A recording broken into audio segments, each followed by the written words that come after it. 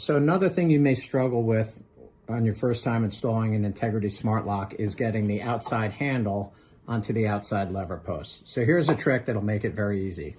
If you look inside the outside lever shaft, you can see the little spindle and the little tab on it.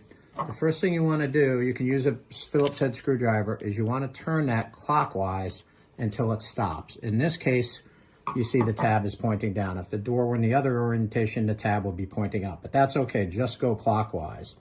The next thing you want to do is insert the operating key into the lever, and you want to turn it clockwise again, about a quarter turn, and start to slide it over the shaft, and you might have to wiggle it a little bit, but once you get it right, you'll see that it clicks and you can easily remove the key.